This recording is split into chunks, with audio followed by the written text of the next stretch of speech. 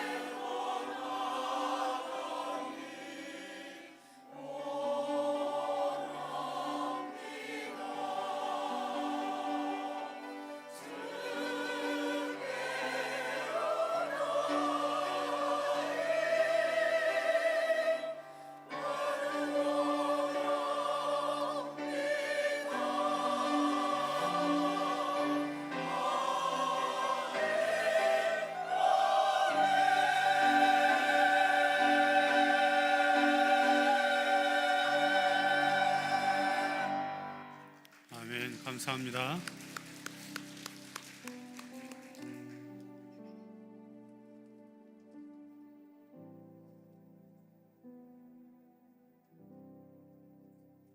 오늘 새로 나오신 분 계시는데 먼저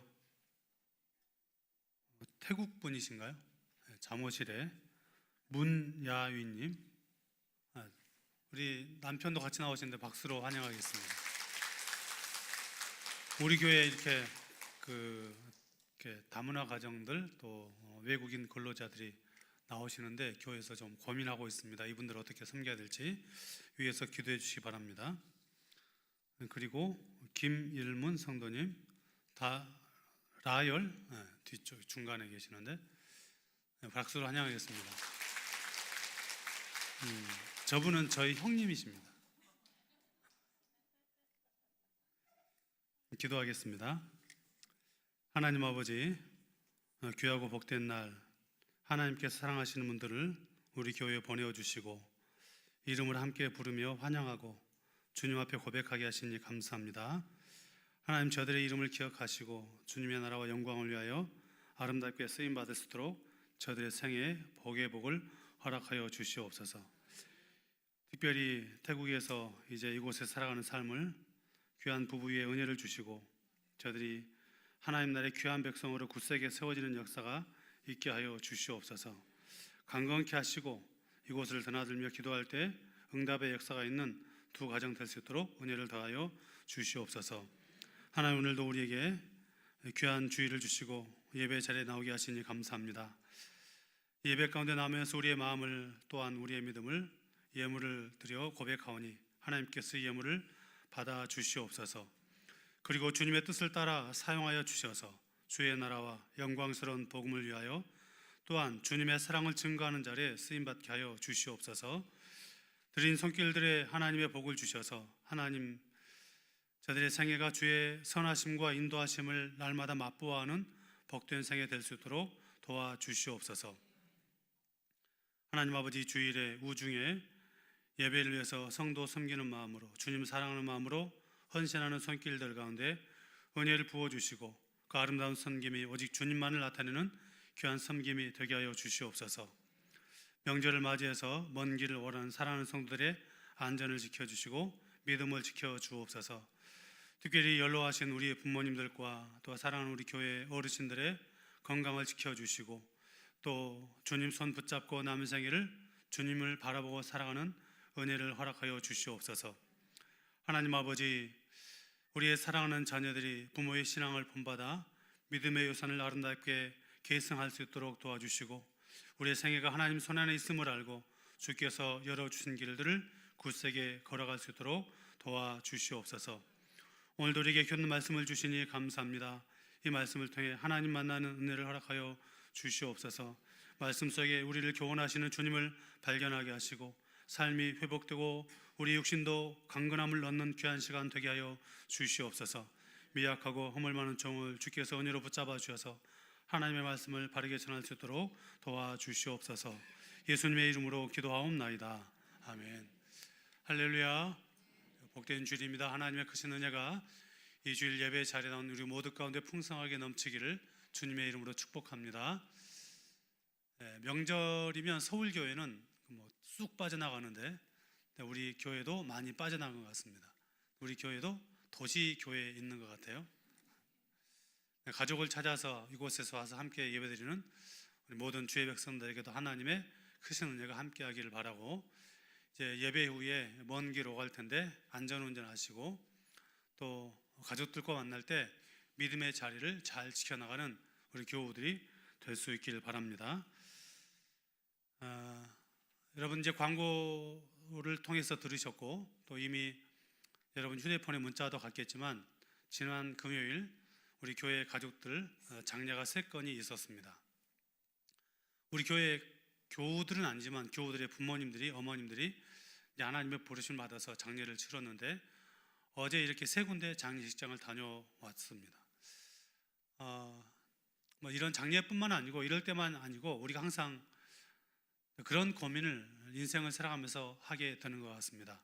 인생이란 어디서 와서 어디로 가는가? 돈이 많든지 적든지 건강하든지 또 그러하지 않든지 또 학력이 높든지 그러하지 않든지 이런 고민들은 모두가 인생을 살면서 한두 번쯤은 하지 않는가 싶습니다. 그래서 어떤 시인은 이렇게 시를 지었습니다. 인생은 나그네 길, 어디서 왔다 어디로 가는지. 눈치 빠르신 분들만. 철학자들도 인생에 대한 고민들을 끊임없이 했던 것 같습니다. 그래서 인생은 어디서 와서 어디로 가야 하는가라고 하는 고민을 가지고 살았었죠.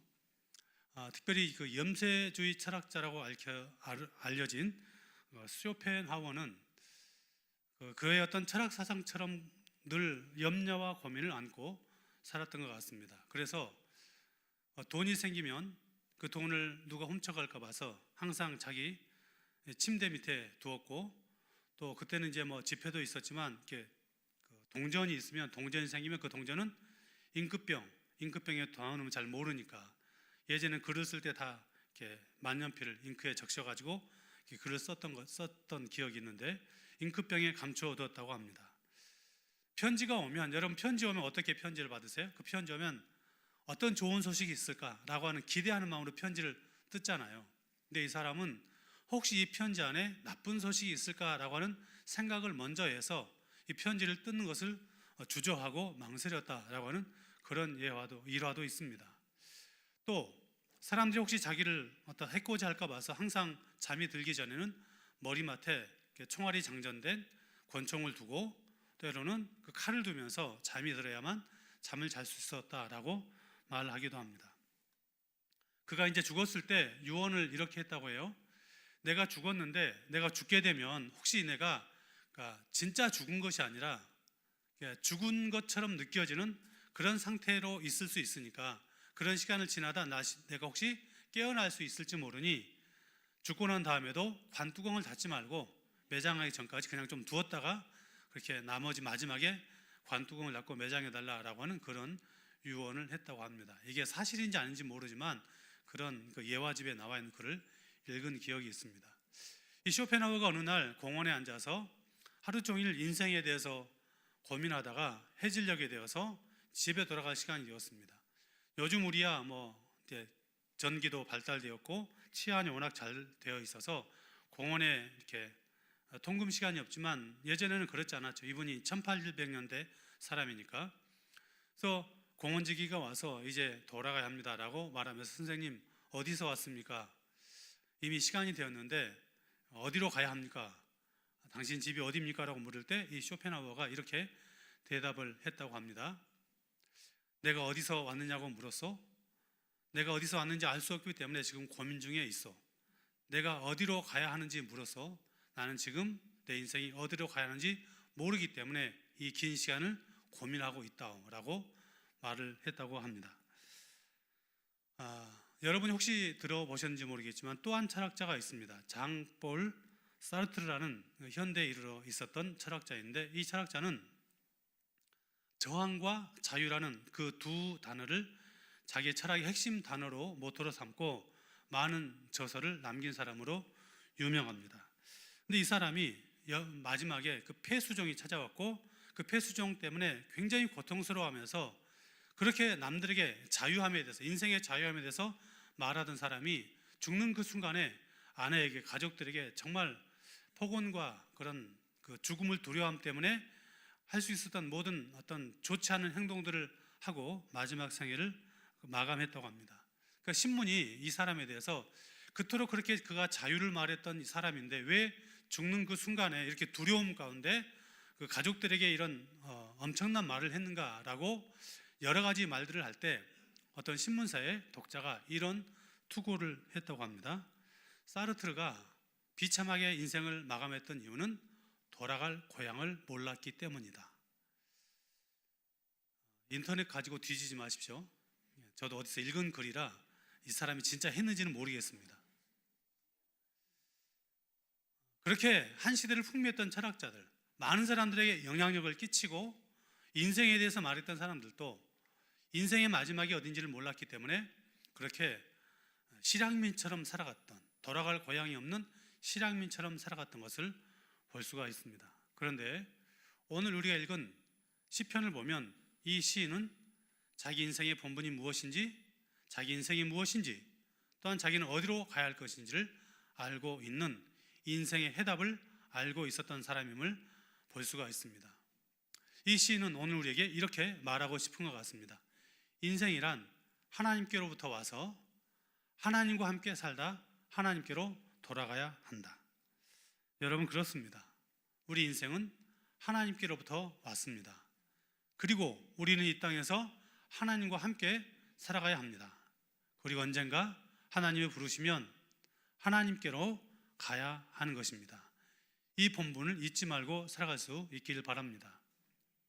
어제 문경에 장례가 있어서 저희는 일찍 출발해서 내려갈 때 차가 막히지 않더라고요. 그래서 한 2시간 조금 넘어서 장례식장을 갔다가 올라오는데 고속도로를 잠깐 타니까 갈 때 막히지 않았던, 우리가 내려갈 때 막히지 않았던 그 길이 아주 길게 장사진을 주며 마치 주차장처럼 차들이 몰려 있었습니다. 막히는 것 뻔히 알고 있죠. 그 먼 길을 운전하는 것이 얼마나 힘든 것도 알고 있는데 고향을 향해 찾아가는 그 긴 행렬을 보면서 고향 찾아가는 사람들의 마음이 참 행복하구나 라는 생각을 하게 되었습니다. 물론 그 중에 여성들은 행복하지 않을 수도 있겠습니다. 그러나 대부분은 고향을 찾아가는 그 발걸음 행복합니다. 그 모습 보면서 우리도 우리 인생이 결국은 하나님 나라를 향해서 가는 나그네인데 그 인생길 때로는 차가 막히는 것처럼 힘들고 더디고 때로는 알 수 없는 일들을 만날지라도 우리는 그 길을 기쁨으로 걸어가고 있을까? 라는 생각을 하면서 올라왔습니다. 사랑하는 성도 여러분, 기억하십시오. 우리는 하나님께로부터 왔습니다. 그리고 우리는 하나님과 함께 살아가야 하고 하나님이 부르시면 기쁨으로 하나님께로 가야 합니다. 우리는 그리고 그 과정을 지금 마치 나그네로 여행자처럼 이방인으로 살아가고 있습니다. 왜 우리가 이런 삶을 살아가야 합니까?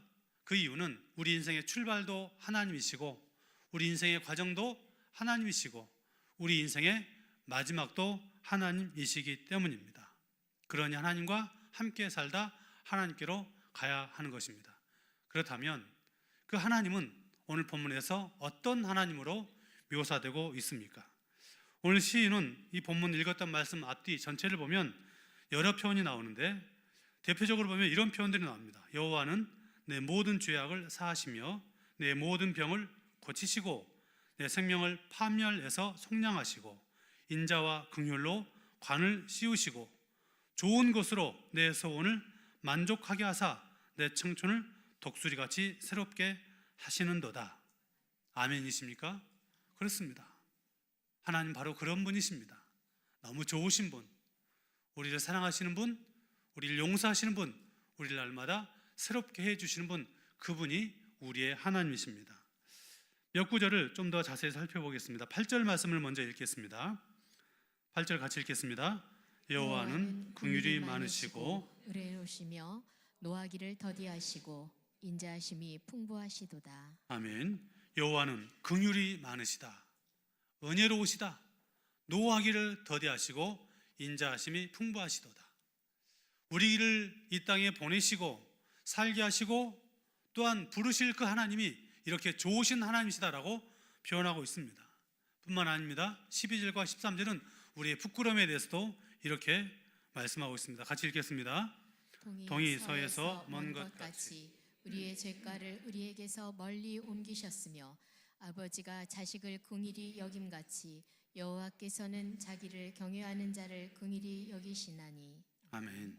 우리의 죄과를 우리에게서 멀리 옮기신 분, 아버지가 자식을 긍휼히 여기시는 것 같이 하나님께서 우리를 긍휼히 여기신다. 죄인된 우리인데 하나님의 은혜와 사랑이 이렇게 풍성하다, 이렇게 말씀합니다. 여러분, 이런 신이 어디 있습니까? 세상의 신들은 신이라고 할 수도 없겠지만 어찌됐든지 사람들이 말하는 신이라는 그 존재들은 끊임없이 인생들을 향해서 착취하죠. 더 많은 것들을, 더 많은 정성을 바쳐야 용서받고 사랑받을 것이다, 잘 될 것이다 라고 말합니다. 그런데 하나님은 오늘 본문에서 그렇게 말씀하고 있지 않는 것입니다. 하나님은 인자와 긍휼이 많으셔서 우리의 죄악을 동이서에서 먼 것 같이 옮기시고 우리의 죄를 용서해 주시고 긍휼히 여기신다라고 말씀하여 주고 있습니다. 하나님은 죄를 싫어하신 분이십니다.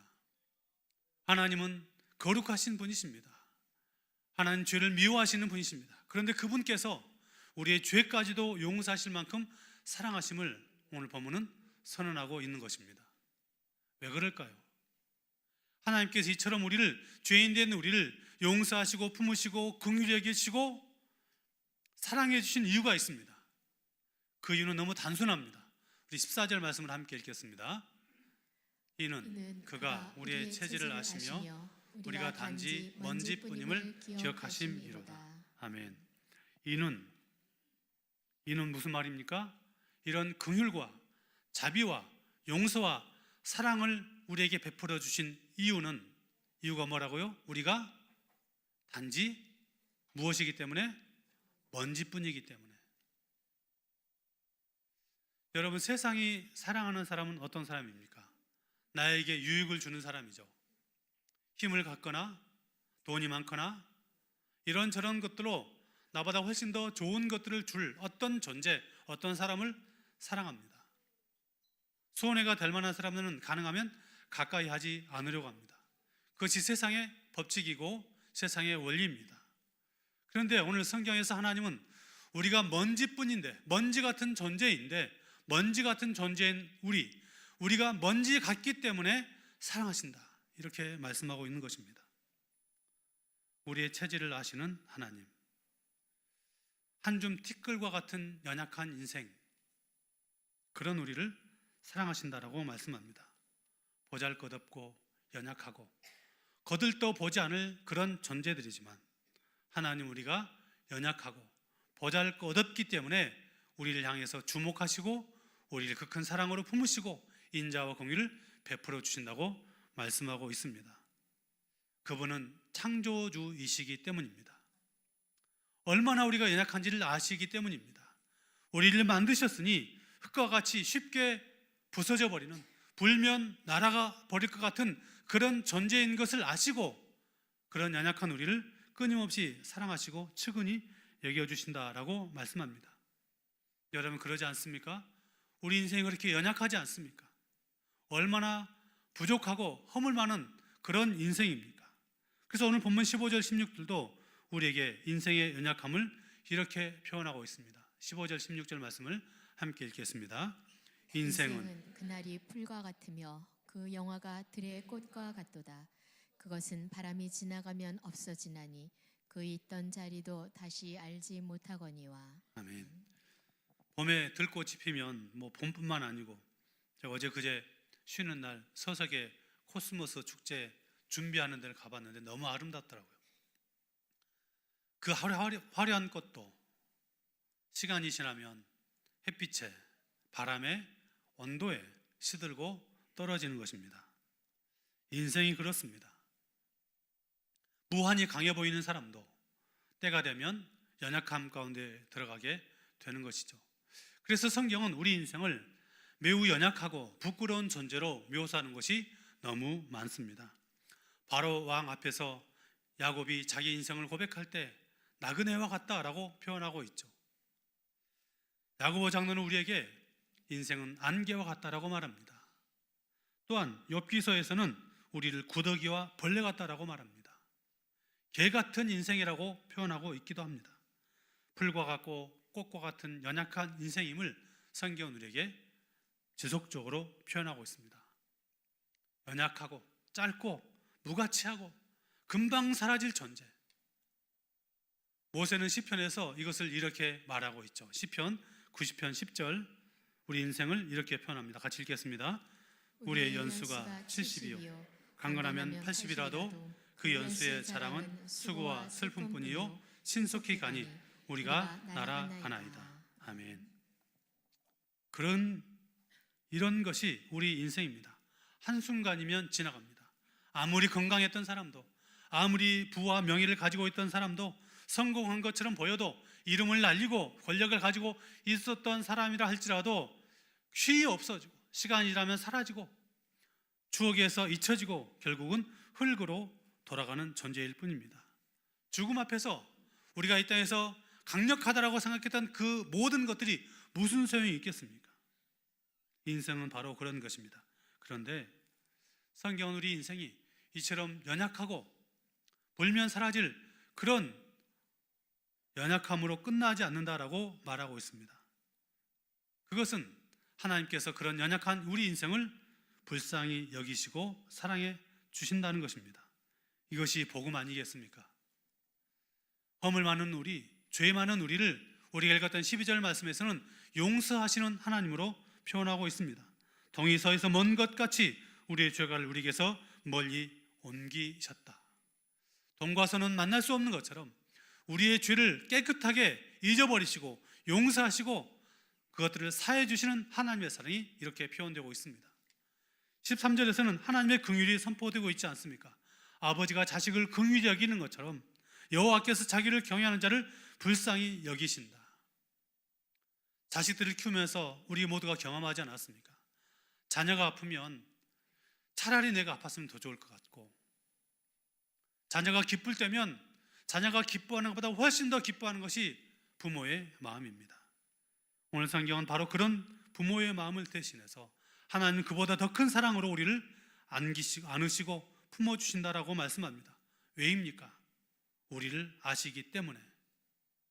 우리를 아시는데 우리가 하나님 앞에 뭔가 그럴싸하고 강력한 것을 가지고 있고 능력이 있어서가 아니라 우리가 진토와 같고 우리가 먼지와 같은 연약한 인생인 것을 아시고 사랑하신다라고 말씀하고 있습니다.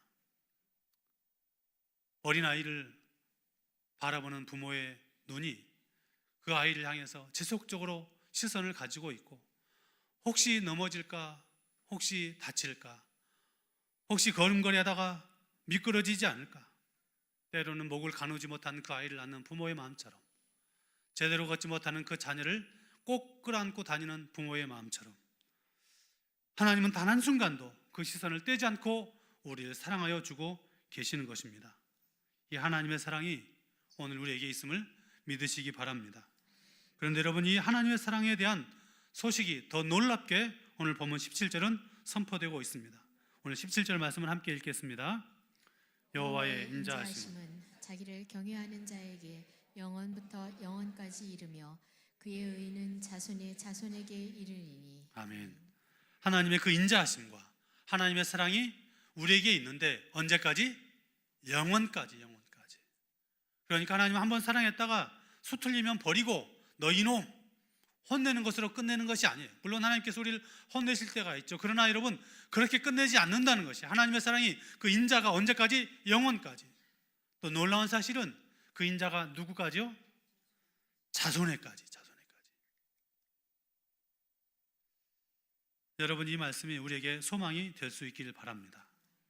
하나님의 사랑과 은혜가 우리에게 뿐만 아니고 우리의 자손에게도 있겠다는 것입니다. 이 약속을 주신 분이 누구입니까?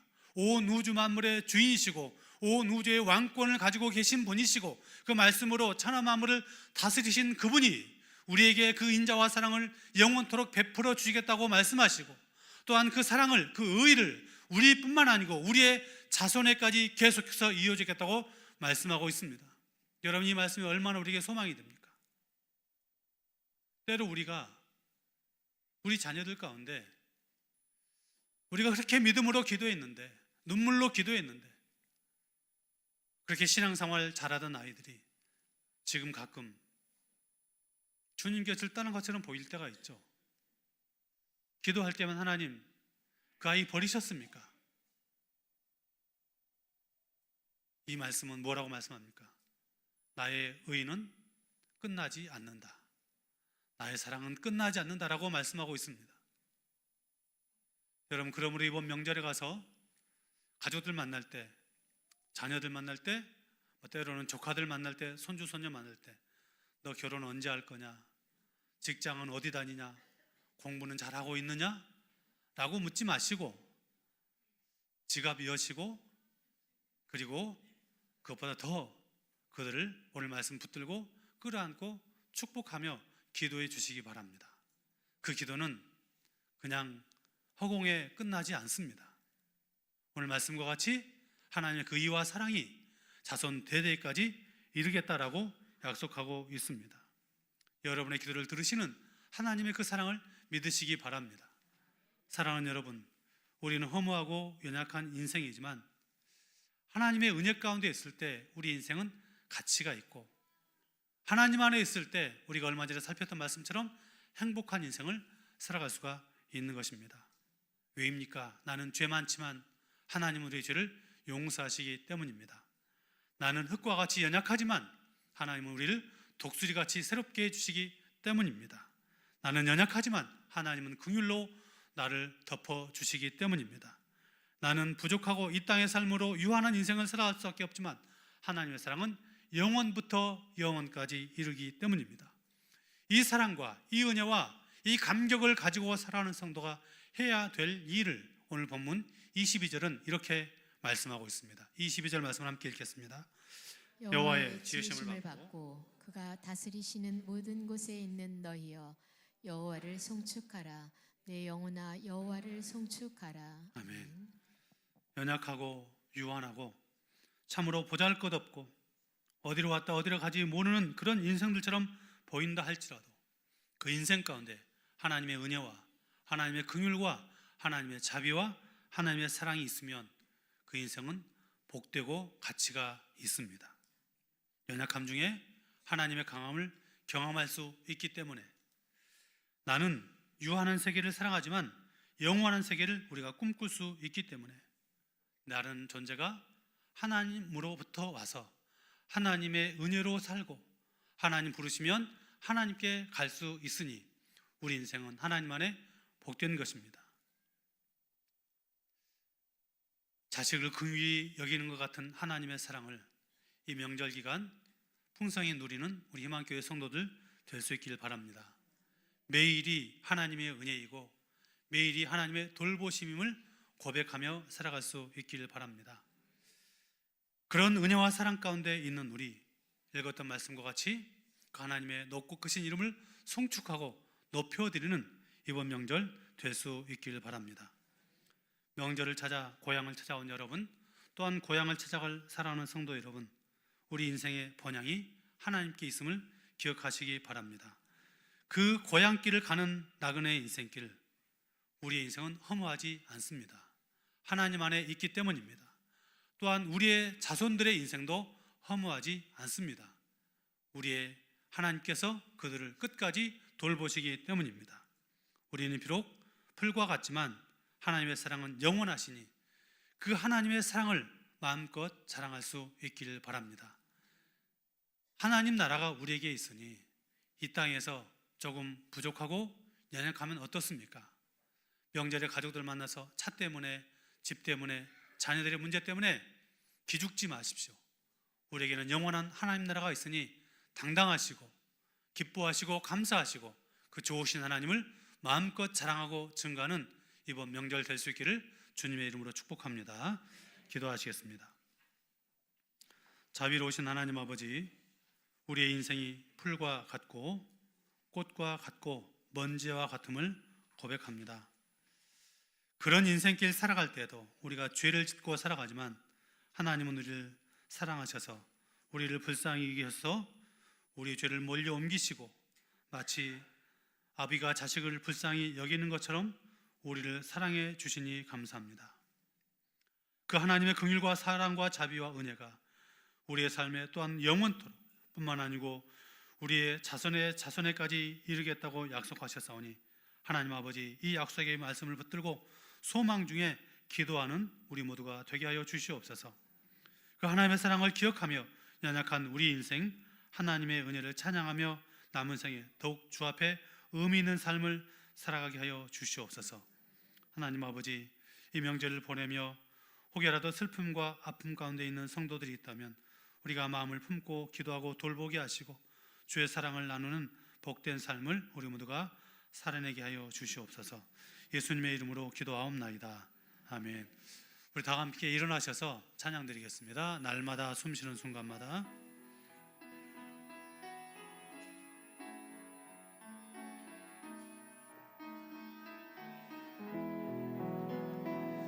날마다 숨쉬는 순간마다 내 앞에 어려운 일 보내 주님 앞에 이 몸을 맡길 때 슬픔 없네 두려움 없네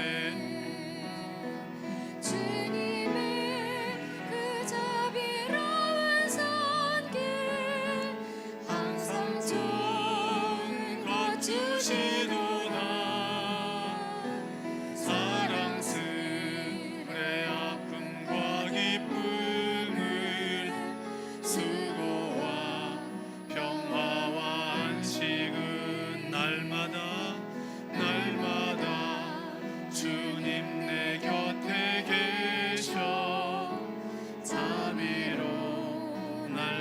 감싸 주시네.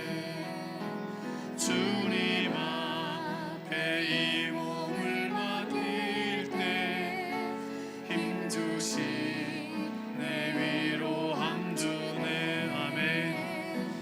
어린 나를 품에 안으시사 항상 평안함 주시도다. 내가 살아 숨을 쉬는 동안 살피신다 약속하셨네. 인생의 어려운 순간마다 주의 약속 생각해보네. 내 맘속에 믿음 잃지 않고 말씀 속에 위로를 얻네. 주님의 도우심 바라보며 모든 어려움 이기도다. 흘러가는 순간순간마다 주님 약속 새겨봅니다.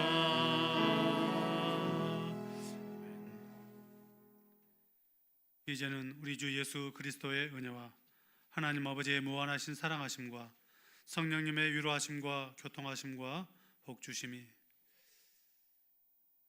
우리로 하여금 참된 소망을 알고 그 소망 가운데 살기를 결단하며 살아갈 수 있도록 힘주심을 기억하며 그렇게 믿음으로 살기를 소망하며 삶의 현장에 파송되는 사랑하는 주의 백성들 머리 위에, 가정 위에, 일터의 삶의 터전 위에, 한림하는 이 나라 이 민족과 북녘 땅 위에 세계에 흩어져서 복음을 증가하시는 선교사님들과 한민족들, 그리고 군에 있는 귀한 청년들과 병상에서 주연예를 간절히 간구하는 사랑하는 주의 백성들과 명절을 찾아 사랑하는 가족들을 만나는 모든 주의 백성들 머리 위에 영원토록 함께하기를 간절히 축원하옵나이다. 아멘.